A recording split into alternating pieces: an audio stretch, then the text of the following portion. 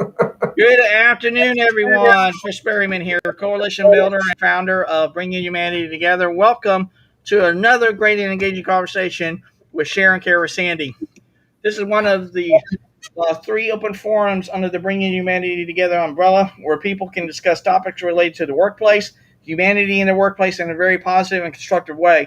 We want to know what the issues are out there that are facing people today because it is our goal to both work with employers and employees to bring humanity back into the workforce.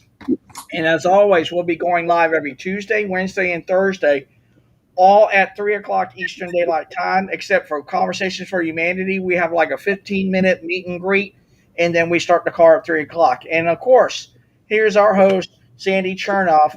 And remember, she always does Sharon Care with Sandy every Tuesday. I host Conversations for Humanity on Wednesday, and Thursday, Humanity Happy Hour is hosted by Ms. Carla Fedigan. As you jump on, feel free to comment in the chat section or comment section wherever you're watching us, whether it be YouTube, LinkedIn Live, Twitter. We would love to be able to have those great engaging conversations. And if you want to bring up any more topics or questions or concerns that's really eating at you and that kind of thing, we also like to have that great engaging conversation with you. And just to let you guys know, we can have up to 10 people to join the live. So if you'd like to join, I will put the link not only in the comment section of LinkedIn Live, but also you will see it on our YouTube channel. And we'll be wanting to have that great and engaging conversation with you. So hello, Miss Sandy Chernoff. How are you doing today on Terrific Tuesday? I'm good, Chris. Looking forward to this. I always enjoy our conversations. They're always engaging, they're interesting, and they're fun. We always have fun. Yeah, that we do. I mean, I think it's very important that we look at what we're trying to do here. And as you mentioned, we are looking to help employees and employers to bring humanity back into the workplace. And some workplaces have it, but there are many workplaces that don't have that good culture. And it really depends on the leadership of the organization, because they need to commit to creating and maintaining an internal culture that is supportive, respectful, encouraging, and acknowledging, so that people feel like they belong and they're contributing, and what they're contributing is being noticed and being appreciated, and all those kinds of things. And if you treat your people in that way, they're not going anywhere, because turnover is very expensive in any organization. Oops, we had somebody and then we lost them. Can't tell who it is. It's too dark. It's Michael. Oh, hi, Michael. Sorry, you're so dark we can't see you.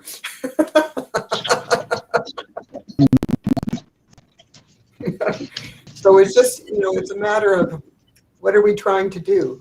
And most of us that are in this group have had experience working with different organizations and helping them to be able to do the things that are going to help them to be successful.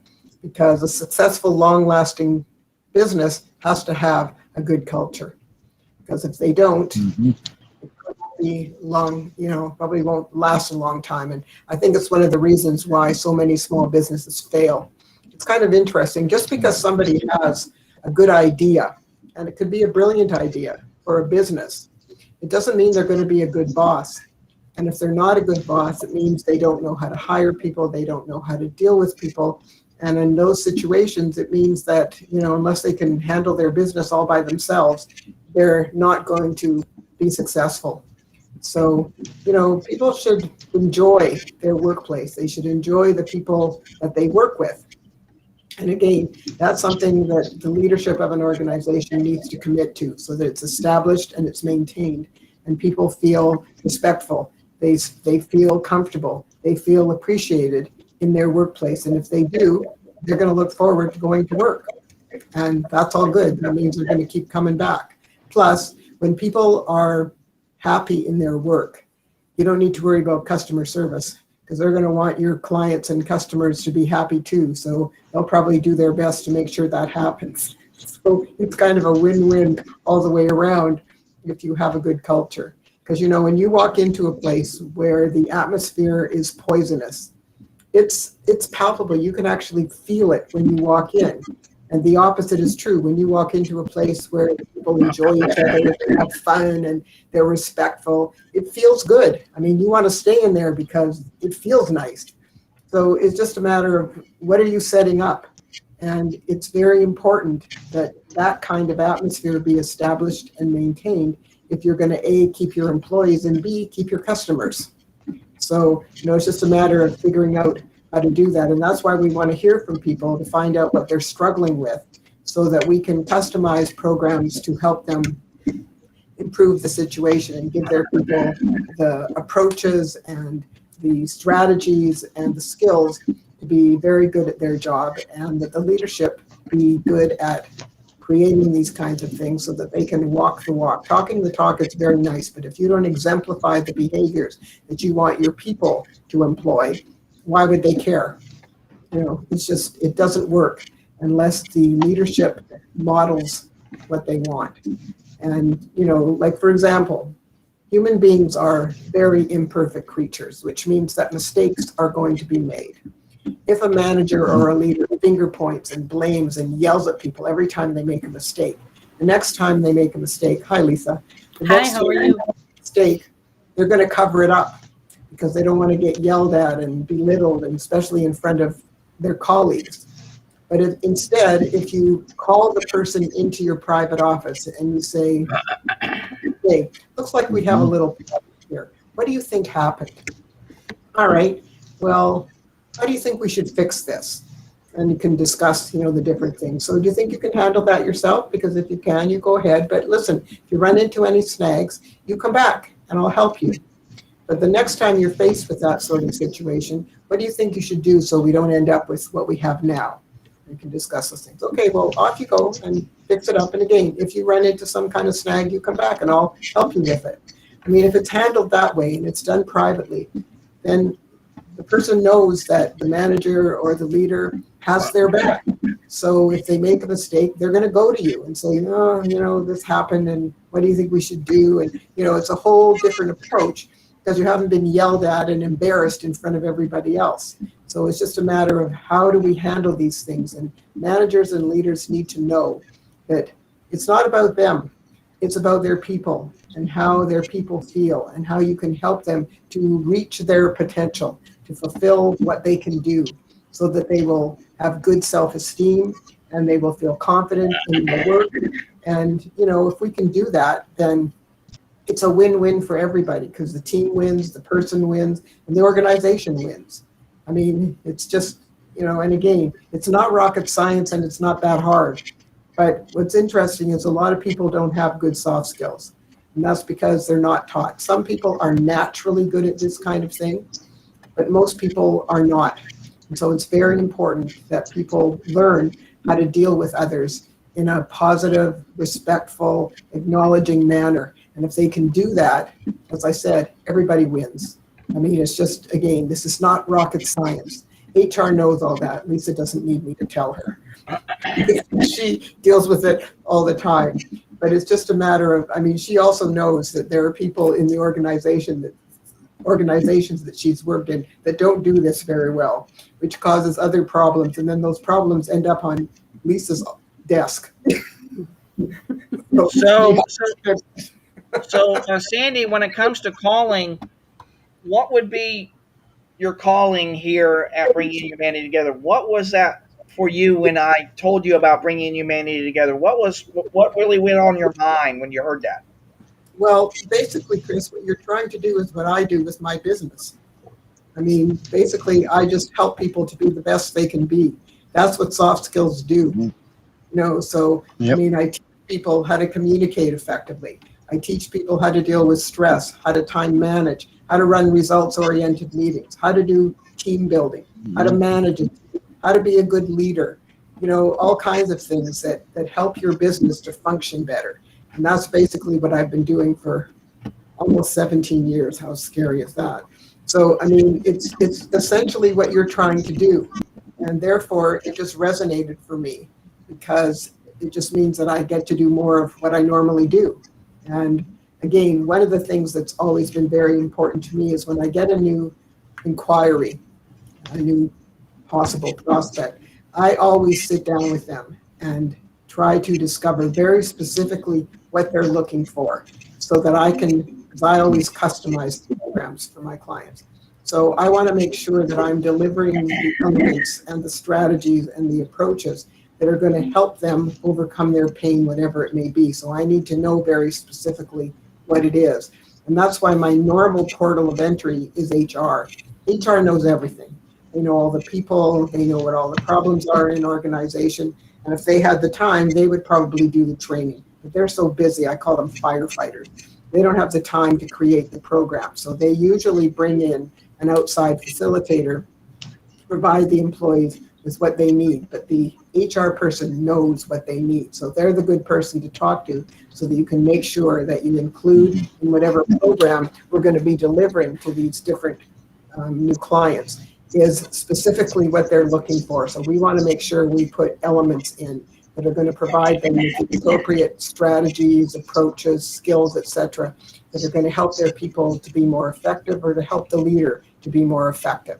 So you have to sit down with them and find out what they're looking for, because doing a generic workshop usually doesn't work, because you're not addressing their specific needs, and everybody is different and every organization is different. And that's why we have to have that conversation. It's very important. So whoever is going to be dealing with that client, and that's a decision that will have to be made depending on where the client is and so on and so forth. And that's why it's so wonderful that we have people in this organization from all over the place. It's fabulous.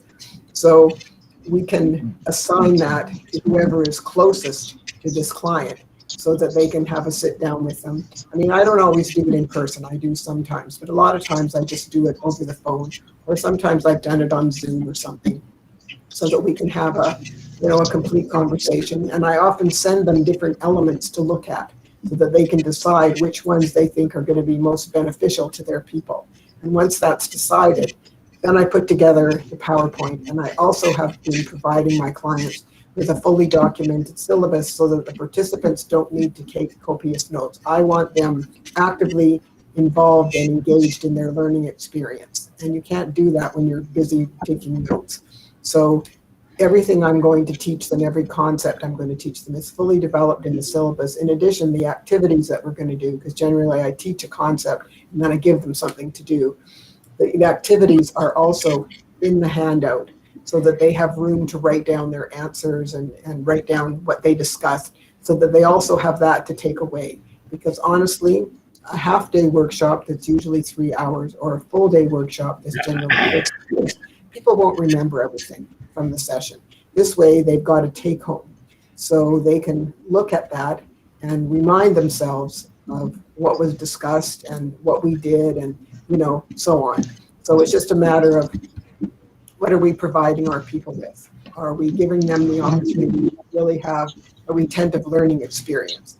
Because the only way to do that is to make sure that they are actively involved in their learning experience, which is why I teach a concept and then I give them something to do and we debrief it, whatever it is. So if we have a questionnaire, then we debrief the questionnaire. If they do something with a partner, we debrief how that went. If we do something in a group, which usually what the group activities are, I ask the HR person to give me the typical scenarios that they've struggled with, situations that haven't worked out very well.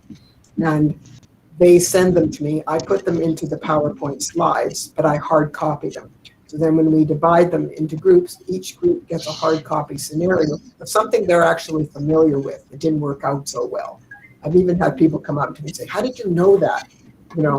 But in this way, they see why they're learning these new strategies and approaches, and it's far more likely that they will start using them if they see that it's advantageous to the situations that they face on a daily basis. So the company will get a way better ROI, and they'll be much happier with what we've done for them if we do it in this manner.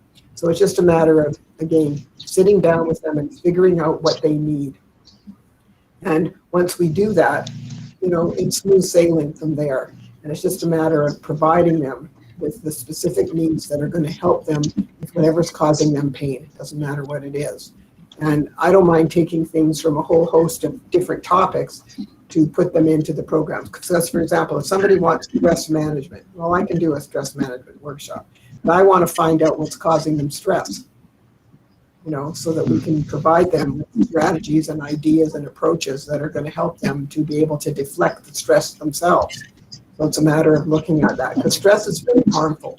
And the reason it is because it can cause irreversible physiological damage to the person over time if they don't deal with the stress appropriately. And some people who go on stress leave, and I'm sure you know this, Lisa, they either never come back, or they come back and their skill set is greatly diminished because they've been so stressed out and they just don't recover very well. So we don't want people going on stress leave. No, definitely not. So what do you guys think of what David Pushkin just said to us?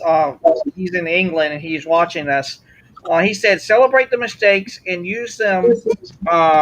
And let me go right here. Hold on. Celebrate the mistakes and use them as a learning opportunity. Good leaders will build up those around the highs and the lows. What's your thoughts? Absolutely, Chris. Mistakes are always opportunities to learn. That's why you don't finger point and blame and yell at the person. You sit down with them and try to help them figure out why they made that mistake, how they can fix the outcome of the mistake, and how they can avoid that from happening in the future. And again, it has to be done privately and quietly and in a supportive and encouraging manner. And if you do that, you have a far better chance that they won't ever make that mistake again, and that they'll feel good about being able to correct the outcome, whatever it is. And we move forward. It's just a matter of, yes, mistakes are opportunities to learn. There's no question about that. For sure. Yes, sometimes your best learning comes from your mistake. Comes from a mistake, and so you can learn a lot from your mistake. And as long as leaders, like David said, as long as leaders take these opportunities to look at mistakes as opportunities to learn, and do it in a respectful way, like you said, Sandy, you've got to do it right. Otherwise, people close up and they don't want to tell anyone they made a mistake, right? Because they're afraid. Exactly. They're afraid. So doing it in a respectful manner, and taking it as an opportunity to learn from it and make things better. Well, see, and even leaders make mistakes. They're not perfect either. And if a leader owns up to his mistake, it says to the employees, you know what? This was my mistake. I am so sorry. So here's what I'm going to do to make it up to you, whatever. Right. And when the leader does that, the people sit back, boy, the leader made a mistake and he owned up to it. She owned up to it, whatever. Mm-hmm. It sets the example that, even the leader can make a mistake. They're human too. But if they're accountable, if they are responsible for what they do, then that sets a really good example for the rest of the employees that, this is something that you do. You screw up, you admit it, and you try to fix it. It's just a matter of understanding that, we just can't let stuff go, because if it's glossed over, it can cause more problems. It needs to be fixed. So we need to address it. We need to learn from it. We need to hope that if we've learned from it, we won't repeat the same mistake. So exactly. Again, this is not rocket science. Robbing people of their failure is robbing them of their future. Yeah, they need to learn from it. Exactly, need to learn from it. And again, some of our best learnings come from mistakes that we make. Absolutely. And usually we remember them so inherently because we made that mistake and we don't do it again. So exactly. And it's just a matter again of how people deal with different situations. And the leaders and the managers who deal with these kinds of situations in a positive, encouraging, and supportive manner are going to have people who will not be afraid to talk to them, not be afraid to admit when something's happened, and will come to them, which is what they need to do. And then they can learn from that mistake by figuring out what happened and how we can fix it. And the next time this sort of situation comes up, how can we behave differently so that we don't end up with the same kind of issue or outcome? And right. Again, this is not rocket science. I mean, it's really not. But human behavior needs to have different approaches.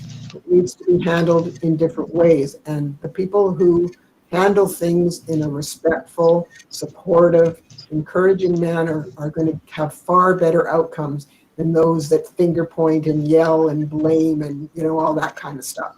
That just makes people more uncomfortable. And when people are uncomfortable, guess what? They're going to make more mistakes. So we don't want people in that frame of mind. We want them in a good frame of mind. And if it's handled nicely, then they'll be in a better frame of mind. They'll be less likely to make more mistakes. It's just a matter of how do we do this stuff. And good HR people, they know how to do this. But good managers, good leaders, it's not about you. It's about your people and how you can help them to fulfill their potential and give them confidence in what they're doing and acknowledge their contributions. And a good leader needs to be a good listener, because sometimes an employee, because they're out there doing the job, can have an idea that can actually make things better. And you want to listen to them if they come to you with some kind of idea and want to share it with your colleagues and so on. And why wouldn't you listen? But if you discount them, or worse, if you take it as your idea, then they'll quit telling you stuff. So what's your thoughts on this, everyone, about what someone just said on LinkedIn? They said robbing people of their future is robbing them. I mean, robbing people of their failure, not future, but robbing people of their failure is robbing them of their future. What's your thoughts on that, Lisa? Yeah, I think that's a good statement, because people need to fail to learn, really. And if you can't fail, then, I mean, if it's not handled properly, then again, people are not learning to their fullest potential. So I agree 100% with that. And you know who comes that from now? That comes from none other than Brian. Oh, what a surprise. Brian, join us on the call. We'd love to hear your insights, sir. What a surprise, Chris. He's always got a different perspective. That's what I like about Brian, and that's why I like him on the calls, because he always comes up with a different perspective than most of the rest of us. And it's good to have those different perspectives and, you know, that different point of view, which Brian generally has. Exactly, and that was spot on, Brian. That was spot on, It usually is. 100%. So, what's your thoughts on that, Michael? I was just thinking when we were talking about it here, the accountability and everything else like that. And a lot of businesses, we find that managers seek to control everything a lot of times, and they want to hold people accountable for things, but they don't give them the authority over it. Doesn't help. No. Yep. People have to take responsibility for what they do. Mm-hmm. The only way to do that is to make them accountable. So, you know, again, as Lisa said, it's the best way to learn. You make a mistake, okay, fine. This is an opportunity to learn. What happened here? Mm-hmm. How do we not repeat this? How do we fix it? And right. What can we do to get better? Right. Right. Exactly. But it's got to be done in a way that doesn't make that person feel this big. Right. Because that certainly doesn't help. Leading with their humanity, right? Yes. Well said, Lisa. Well said. Absolutely. That's why it's so important. And that's why what we're trying to do, Chris, is so important. Because when people are treated respectfully and in an encouraging, positive manner, then they're going to do better. And if they do better, the team does better. And if the team does better, the organization does better. It's a win-win for everybody. But if senior people do not appreciate and do not handle situations in an appropriate manner, things get to be very messy. Right. And Michael, your internet might be spotty because you're coming in very grainy. So I don't know if you have a Wi-Fi hotspot, but your connection is very low on the low end. So apologize, but I don't know if it's because of us or is it because of the internet. Who knows? But we can barely see you right now. You're almost like frozen. But yeah, like I said, I really agree with Brian. Robbing people's failures is robbing them of their future because They can't grow. Right. Right. Exactly. They can't grow. Right. And see, everything is interconnected. You can't have success without failure. You can't have growth without competition to a certain degree, you know? And sometimes competition can be good and sometimes competition can be bad. It depends on where you see that at. Um, and also, what happens too is people just are there, and Brian said this before. People just want to probably be there just for the 9 to 5. That's it. That's all they want to do is go in and do that. Some people do. But if you feel appreciated, Chris, and like if you come in early or you stayed late for something and it's noticed and it's acknowledged, then you'll do it again. If not, like if you feel, oh, they didn't notice, so like why would I bother to do that, you know? So it just depends on how they're treated and how what they do is paid attention to. And you know, I mean, when I practiced dental hygiene, I mean, my day was from 8 to 4. Okay. But in order to have a good day, I had to come in early because I wanted to set up all my tray setups, and I wanted to check all the charts to see what I was going to have to do for different people and what was going on with them. And so it took time to read the charts, and I would make notes on the day sheet for things that I wanted to do or things that I wanted to check and so on and so forth. And you can't do that if you come in at 5 to 8. So, you know, it was a matter of, did I get paid for the extra time? Not really. But it was appreciated because it made my day run more smoothly, and it meant that I was giving better service to the patients. So it's just a matter of what you do. And I got thanked a lot of times by the patients, by my boss, by, you know, other people in the office, because they could see that my day usually went pretty smoothly because I was prepared. And that's, you know, the difference. And just when you're going to start, if there was anything you needed to do as preparation before your day starts, you don't have time to do it if you just get there when your day starts. So, you know, and because as in hygiene or dentistry, you know, you're on appointments, so you don't have time if you don't come early to get things set up and to prepare yourself for who you're seeing for the day. And I needed to do that. I needed to know who was coming in and what I needed to do for them for sure. And if I was watching something or if we were watching something, you know, in terms of treatment protocols and so on, I needed to know because I would ask them questions or I would say, are you still planning to move forward with this restoration? You know, whatever, those kinds of things. And it's just a matter of how are you running your day? So if nobody notices, and nobody cares, then people won't put themselves out. They won't. Why should they? Right. But if you do notice and you thank them, oh, thank you so much for coming in early and helping out with this project this morning. It made a huge difference. Or for staying late, you know, so that we can tidy up some of these little loose ends that needed to be tidied up. Oh, we have someone in the house now. Hi, Carla. You never let me slide in, do you? Why would Slide you do right in. I mean, just it's like Jim Carrey. It fits like a glove. Just right in I there. mean, I can never just silently come in and just sit and listen. You never let me do that. Okay, I'll do that from now on. How about that? That's good. Sorry, Well- I was on another call and it went longer than I expected, so we're good. Okay, no worries, no worries. So we're talking today, and we start off with our calling, and Sandy said what she said with our calling and everything from her perspective, and we've actually gotten Brian Sunder actually said this, and I want to get your thoughts on that, Carla. Is Brian said this: robbing people of their failures, robbing them of their future. You have to fail to succeed. That's right. Yep. You have to fail to improve.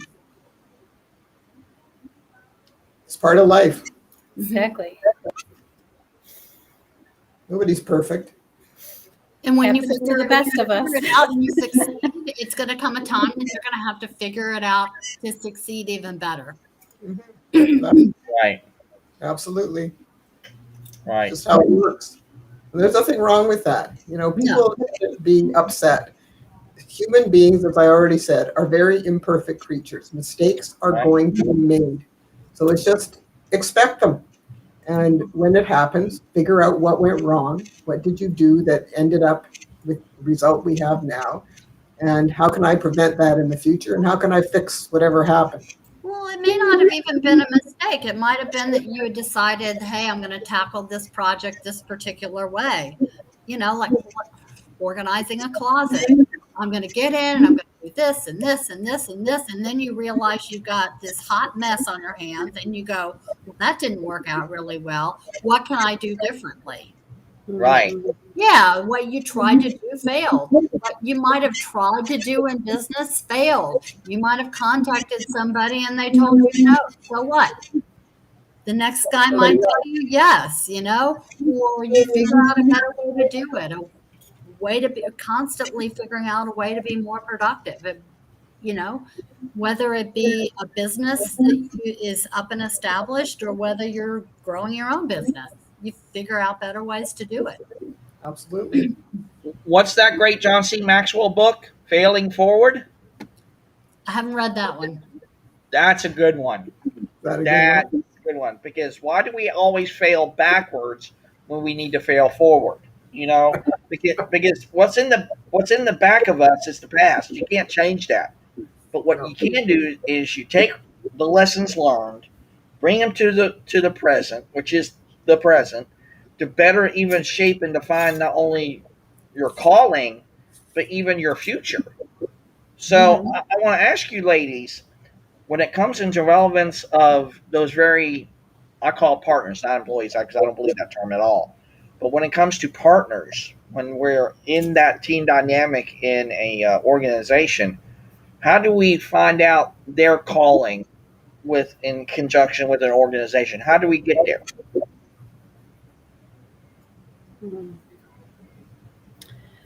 I don't know. I think for me, if you're working with a group of people, you learn to build a relationship so you know what's important to them. And so when you know what's important to them, that leads you to the path of what their calling is, I guess. That's how I see it. Well, but the way to find that out, Lisa, is to listen. Got to pay attention to people and hear what matters to them, what concerns them, what they're all about. And the only way to find that out is to listen. Right. Right. And ask questions and listen to the answers, and then you have a far better idea. I told you that when I was teaching communication in the dental hygiene program, I made the students role play. So somebody was the hygienist and somebody was the patient. And if the hygienist was talking over the patient and not listening, the rest of the class would shout at them, "You're not listening, you're not paying attention," So they actually started to get it and to understand that if they were going to establish trust, respect, and rapport with their patients, they had to shut up. Yeah. Right, exactly. It's the only way, but that's hard for a lot of people. And I'm sure you've seen something like that, Carla. What do you mean? Oh, yeah. Well, I mean, I can go through a phone call with somebody that I've just met and not say more than 10 words. Well, I can that's good. find a lot about You're it. listening and you're learning. And, yeah. Exactly. Well, even when I taught networking to new entrepreneurs, I told them it's better for you to ask questions and listen to what other people are doing and thinking and so on and so forth than you talking about yourself. They'll remember you better if you spent more time asking them questions about what they're doing and so on and so forth than if you just stood there and yacked about yourself. Oh, yeah. They love to talk about it. People love to talk about themselves. Yeah, but that doesn't help you. If somebody asks you a question, okay, answer the question. But if you really want to learn and make good contacts, then you need to ask them questions and shut up. Yeah. And take about 30 seconds to tell them about yourself. Yeah, quick. Just a short little whatever. And then if they want more information, they can ask you more questions when they're done telling you what you've asked. Mm-hmm. So it's just, again, it's a matter of how you deal with people and how you make them feel by how you deal with them. Right. It's all in building that relationship with them. Yeah. You can't build it if you're always talking about yourself. Right. Right. And for us as human beings, we literally, most often than not, put up barriers for whatever rhyme or reason, whether it be internal or external, because this is what I learned from Brian too as well, is sometimes we put our own barriers up for whatever reason. We just put them up there and say, we're not going to do this because we just can't achieve it. We can't do it, whatever, blah, blah, blah. And I've learned that from him because, again, it's the model of the world that we work under and everything.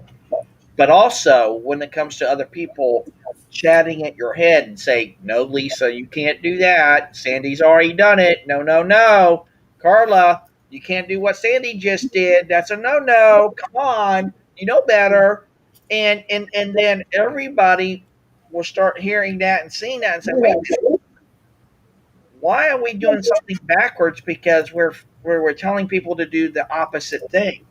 And see, I believe there's many things that happen with that. It's just like, remember the old game King of the Hill? Yeah. Why were we even taught that? It just doesn't make no sense. Because John C. Maxwell, because John C. Maxwell has mentioned it many times in a lot of his books, because it's about stepping on somebody else. Well, that's right. That's where I've seen that before. Mm-hmm. Yep. So why do we do that? And when it comes to the relevance of having that true team dynamic, why do we let that fester and go on for as long as it does, and either not even acknowledge it, or number two, don't even think to do anything with it? Because if you do see it and you know it's there, why don't you do anything with it? So it's one of those kind of catch-22s sometimes. So it just depends. Well, and I think people can be their own worst enemy, right? They tell themselves they can't do it. They tell themselves they can't do it. And it's each person's own individual feelings of not being able to do it. So they just tell themselves they can't do it, so they can't. So I think it's important to build people up, because everybody needs a pat on the back. Everybody needs a reminder that you can do it if you set your mind to it. Right. And I think people say they can't do it, or your spouse or somebody might say, oh, you can't do that. You know, it's an insecurity they have of, what if they fail, and then where are we, kind of thing. And so it's the fear of failure that gets people and brings them down. It weighs them down. And the more we bring people up and say, yes, you can. If you want to do it, you put your mind to it, you can do it, and help people do the things that they want to do. Be the cheerleader, be the supporter, be the one that says, yeah, you can do it. And then just keep going, because it'll help that person and it'll help you too. It does. Just It like pushing a absolutely does. together. Well, I think that there are a lot of people that say that they can't do something. So, and then there's a lot of other people that maybe had started off at the same level as them that says, well, I can. And it's funny how they basically start climbing up the hill and leave the other people, the I canners, down at the bottom. Mm-hmm. And then the I canners get jealous of the people that have climbed the hill. Well, start telling yourself you can and climb the hill. You know? Right. Figure out why you keep telling yourself no. You know? Right. Exactly. Is it out of fear? Is it out of self-limiting beliefs that you can't do it? You know? Mm-hmm. Self-fulfilling prophecy. And Brian has said that to us many times on these calls. He's like, what we do to ourselves more often than not, especially when it comes from other people getting into our brains, we'll literally leap right into that reality, and it comes true. And we say, oh, we never will go down there. And then it turns out, oh my God, we're right there. Well, why do we do that? We self-sabotage ourselves. We give into that negativity. We let others literally drag us down, and we just allow that to occur. So what I've learned from him, from the model of the world perspective, is what works good for Chris works good for Chris. What works good for Lisa will work good for Lisa. Same thing with Carla and Sandy. I got to recognize that. But also, I can recognize when people are engaging with me for whatever reason, whether it be an opportunity, a conversation, whatever that might be, I can allow that conversation or opportunity to be for what it is versus what it's not. And if I just set aside that baggage, preconceived ideas, biases, all that kind of stuff, and just say, hey, I'm going to talk with Carla today. I'm going to talk with Sandy today. I'm going to have that conversation with Lisa today. And then out of that, there can be even a point of transformation that comes out of that. Transformation literally is something that comes from what was once before, but never was there. It literally comes out of nothing. And to me, when it comes into relevance to calling, that's truly powerful when we put calling and transformation literally in the same box. And I believe that's, like I said, they're interconnected. And once we show people that how interconnected that is, wow, what can we not do? Exactly. I agree with what Lisa said. People can do anything they set their mind to. If they want to, they can. Absolutely. If they don't want to, they won't. I totally agree with you. I think that, when people decide that they can do something, they will find a way to do it. It's just, it is how it is. But all these people say, I can never do that. I could never, ever do that. No. So they'll never do anything. What good is that? What kind of a life is that? I'm sorry. Boring. I always tell my son, just try it. Just try it one time. You might like it. Yeah. Just like vegetables. You never know what you might like to do if you just try. If you never try and tell yourself, oh, I won't like that, or I can't do that. You just try. If it's something It's okay not to like it if you enjoy try over it. time, then don't do it again. But don't not try it. All right, we got to hear Brian from. He just commented on the live stream. This is what I believe he just said. Let me make sure. Yep, that's Brian, of course. Yep. This is what he just said. Absolutely. People prevent themselves from moving forward. They prevent themselves from accomplishing things just by deciding that they can't without even trying. Yeah. It's And he beautifully stated this. Transformation is the realization that what stands between me and the life that I intend is within my control. And Brian, you're absolutely spot on with that yet again. I mean, you're just a wealth of knowledge, sir. You really are. But how do we tie that in, ladies? How do we tie in transformation and calling for an organization? How do we tie that in? Chris, first of all, you have to find out what they're looking for. Because again, we can't make people do things they don't want to do. So if they realize that they've got that sort of a problem, then we can sit down with them and say, okay, well, what if we tried this? Or what if we introduced this strategy or this approach or whatever? Then, we can help them to come up with some different approaches and a different mindset that will help to move them forward. But if they don't really want to, and some people don't, there's nothing you can do. You go over there and bang your head against the wall because they're not going to change. It just is what it is. But anybody who is open to making a change, to helping themselves to be more effective in different aspects of their life, and so if they're they're open-minded about that, then hey, that's 90% of the battle, because then they want to, and if they want to, then we can help them. If they don't, Forget it. Nothing's you're happening. beating your head against the wall. Yeah, exactly. It's just a waste of time, and it's frustrating. Mm-hmm. So there's no way. And that's why, when people come to you looking for some help, then we need to find out very specifically what kind of help they're looking for so that we can make sure we're going to be delivering the right strategies and approaches and skills that are going to help them to be able to accomplish what it is they're trying to accomplish. And that's why you have to have that, what I call the discussion interview with a new prospect. You got to find out from them what they are looking for. And if we Right. can do that, then we can definitely put together a program that will meet those specific needs. There's no question about it. So what's your thoughts, ladies, about what Brian just said? Examine people's actions in light of their intents. Well, I think actions speak louder than words.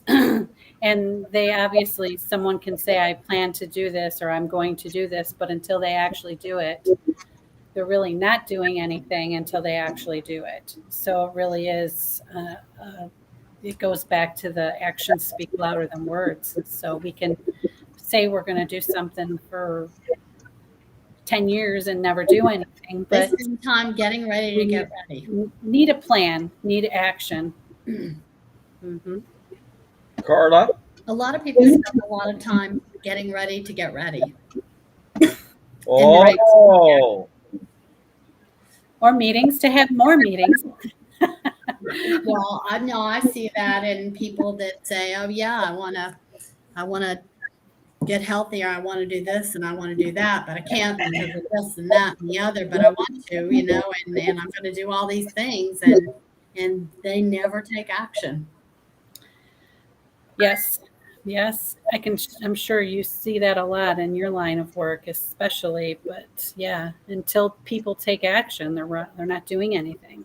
Mhm. They have to, people can say, I want to change or I want to lose weight, but until you have a plan and Or follow even that eat plan healthy. and take action or get I look healthy. at it as a focus of getting healthy, and then that part, if that be what you need, will come. But you know, you've got to make sure that you want to make those changes. And if you're not open to making those changes, number one, you're not going to get healthy, and number two, you're not going to get the results you want.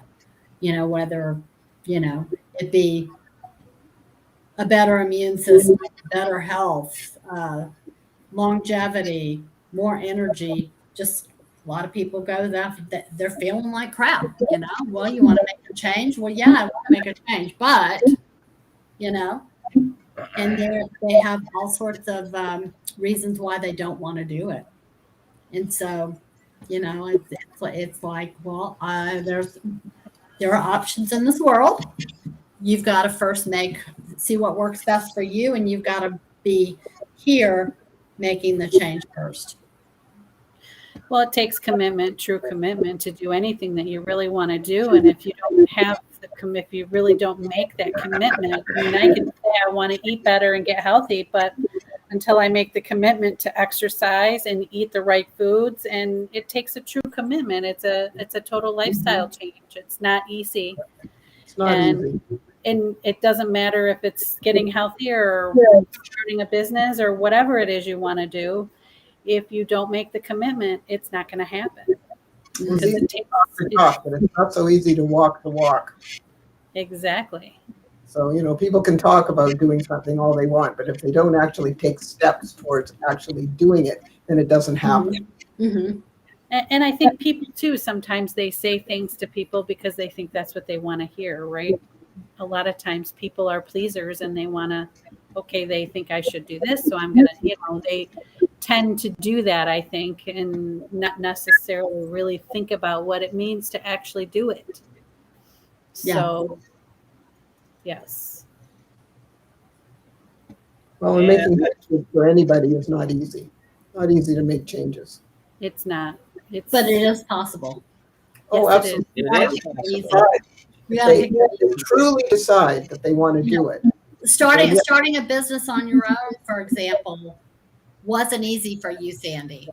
It was probably a little bit easier for me because I didn't have nearly the things that you had to go through.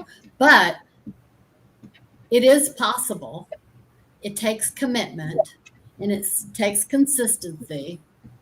And once you realize, just like getting healthy, once you realize how good you feel, or you realize the freedoms you have by working for yourself, it makes it worth it.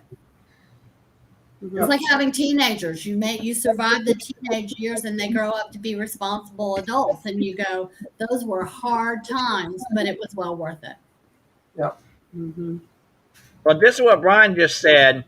He's like, people are largely unaware of what their intentions really are, weakening in inauthenticity, our intentions can be larger and more powerful than our addictions. That's what Brian just said. Well, that's why, a lot of people can't change because they decide they can't or they won't actually work at it. It's changing yourself is not easy. You have to really be determined to change what you're doing, and you have to focus. And a lot of people don't seem to be able to do that, or for whatever reason don't have a strong enough motivation to do it. It just depends how much you really want something, whether you're going to actually buckle down and do it. Right. That's why I ask people on a scale of 0 to 10, how committed are you to making a change? Don't tell me what I want to hear. Tell me what you're truly going to work on, because your actions are going to show if you're a 10 out of 10 or a 9 out of 10. If you come back with actions that you're only 3 out of 10, I'll know that you weren't true to yourself, let alone be true to me. Don't tell me what I want to hear. You need to be true to yourself. And a lot of people don't do that. Yeah. Right. It's true. That is true. And I just replied to Brian, and this is what I said, and I'll put it up here in just a second. But I said it's so true. Be intentional in what you want to do in life.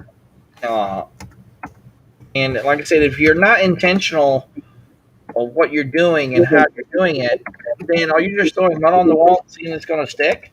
And like I said, I just don't believe in that. I believe if we have the right intent and the right mindset and the right frame of mind that guides us, and it's basically our principles, our values, our ethics, all those are interconnected and intertwined. But once we allow that to occur naturally and organically to us in our model of the world, and also with other people's model of the world, and we can truly connect on the things that we are really are in alignment with each other, and the things that are not in alignment with one another, I can dare say, hey, the things that are in alignment, great, got it, good, love it. Let's keep moving forward with that, build on that. But the things that are not in alignment, those to me are even more powerful because they can actually build on the building blocks of where you want to go and how you want to do it. And this is what Brian just said. That's possible when you get clear and remove the default / background addictions. That's what he just said. But see, Chris, things are habitual. Things become a habit. And it's very hard to change habits again unless you are very determined and motivated to do so. Otherwise, it's just second nature. That's just kind of what you do. And so you're stuck in those habitual actions, whatever they may be. But it doesn't mean that people can't change. If they really decide that they want to, and they're strongly motivated to make some life changes, whatever they may be, then there's no reason why they can't. It's just a matter of making that decision. Just like that bank manager from the Bank of Montreal, where he was upsetting all the female tellers. He wanted to fix it. I mean, once it was brought to his attention, he was horrified. I mean, he really was. He had no idea he was doing this. And so I didn't mind working with him because, he already decided he wanted to fix it. I mean, that's 90% of the battle. So, I mean, all I needed to do was just give him some strategies, and he ran with it. So, and I told you the funniest part was when I called him and he told me it even worked at home. So, that was the funniest thing that ever happened. But it just, he wanted to fix it. He seriously and truly wanted to fix it. So he wasn't just talking the talk. He wanted to walk the walk. He wanted to fix this situation. And he was determined to do so. And he did. And you got to take your hat off to somebody like that. See, they didn't want to get rid of him because he was a good manager. But they kept getting these complaints from the female tellers. And I told you, he was East Indian.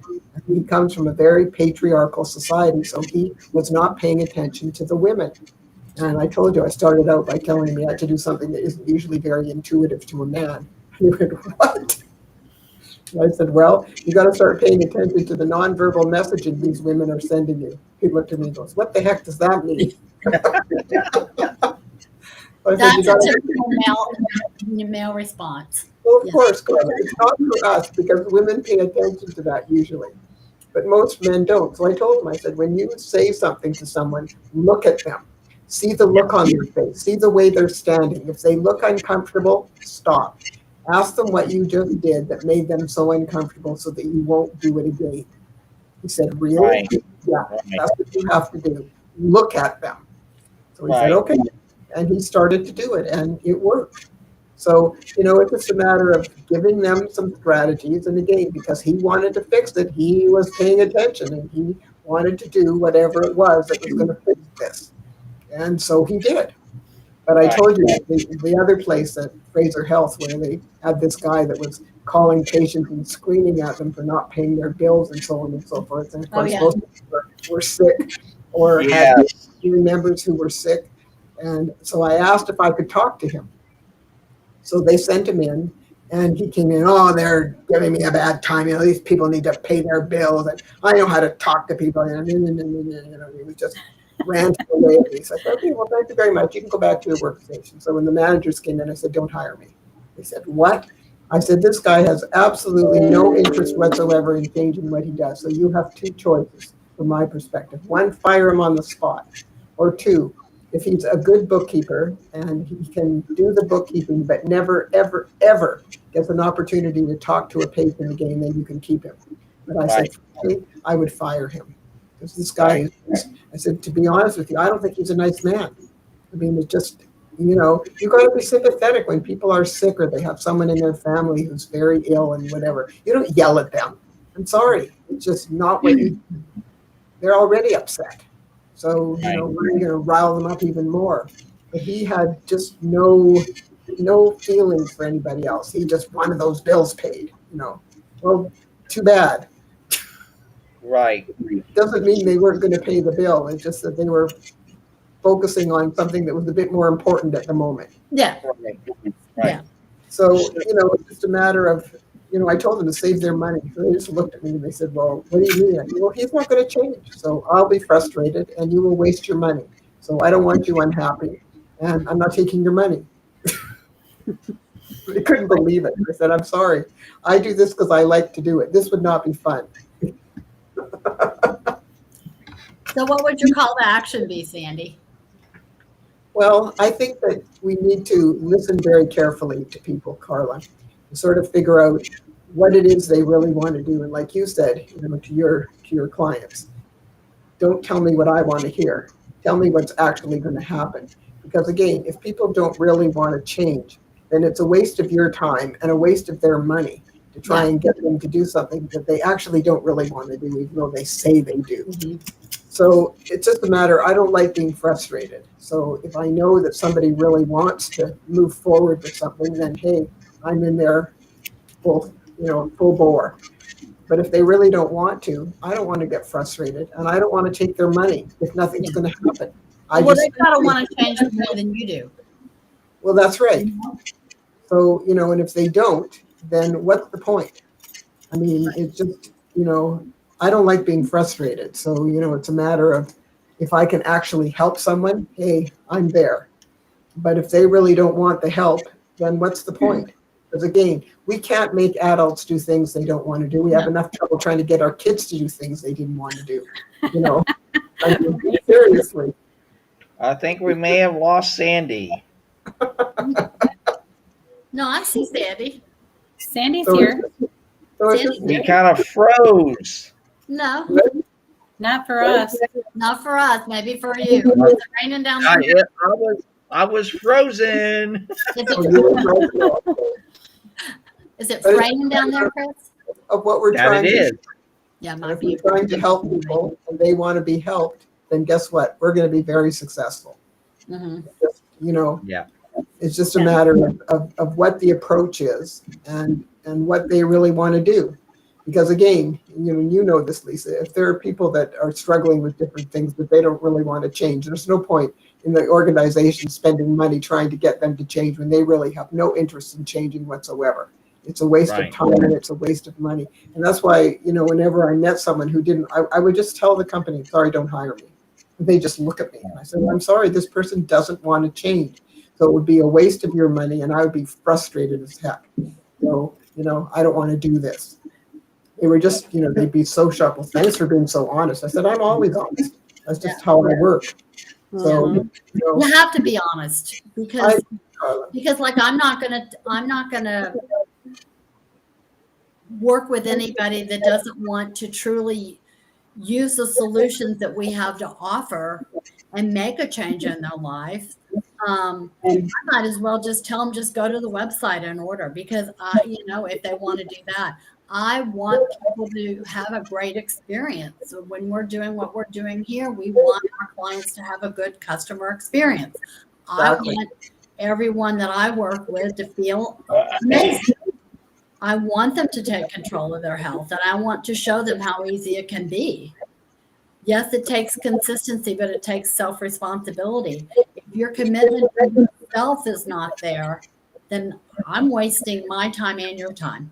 Yep. And I'd Right. much rather tell them, I'm not sure if this is a good fit for you because you're telling me your commitment's a 2 or a 3. When Right. you're ready, this is a solution for you. If you're skeptical and you think that there might be something you want to try on your own, I will help you with free information and guide you. And, because I want people in this world to be healthy. But I'm not going to take your money. Right. Right. Call to action, Lisa. So my call to action today would be just allow yourself and others to fail so that true growth can happen. Yes. That's so true. That's for all of us. Right. Sure. Yeah. For all of us. Yeah. I don't believe that you just pick up one book and you work on personal development and you're done. It's a continuous thing.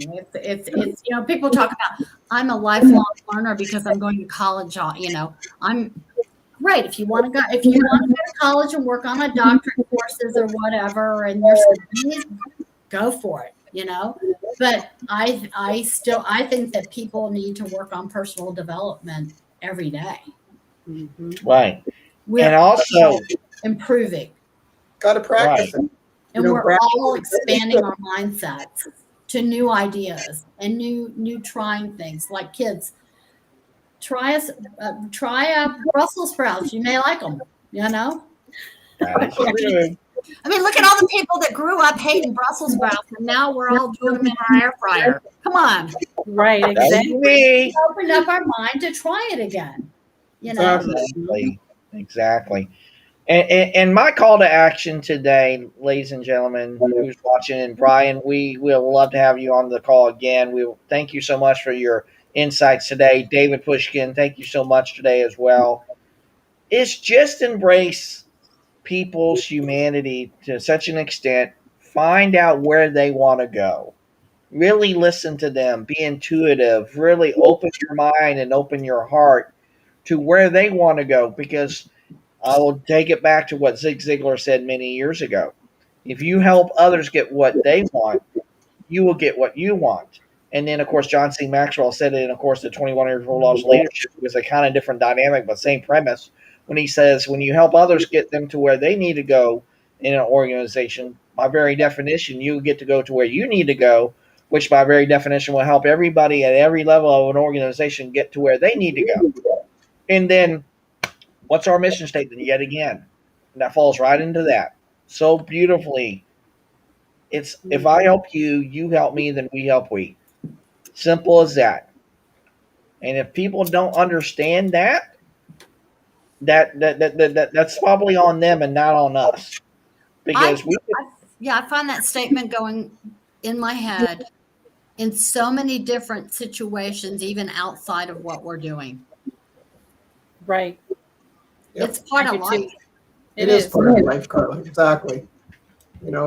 Usually it goes around, comes around. oh yes. It's just a matter of, just like I told you that funny story about my son when he, said that his older kid had turned into him, and I started to laugh hysterically. He said, why did he deserve it, but he got exactly what he deserved. That's Exactly. called the parent Mark curse. find it so funny, but it's just a matter of people are who they are, and you have to accept that. And he needed to figure out how to keep Jack in line, just like we figured out how to keep him in line. Because when you're dealing, it's a lot easier to raise stupid kids than it is to raise smart ones. And you got to stay on top of those smart ones. And that's not always easy to Right. do. And I told you that they had one nanny, they had to get rid of her because Jack figured out in just a couple days that she was dumb. And she couldn't handle him. She just could not deal with him. She didn't know what to do. And he, was just walking all over her. And they couldn't leave her in that situation because a lot of times she was just with the kids. So, they just couldn't do that. So, Right. it is what it is. But, Right. Yep, that it is. All right, ladies, as always, and Michael Baker, sorry that you had some internet trouble too as well. Thank you for all joining today on Share and Care with Sandy. We'll see you tomorrow at 2:45 for Conversations for Humanity. You guys have a terrific Tuesday. Make it your Have a day, great and we'll night, talk soon. guys. Bye, Take guys. care.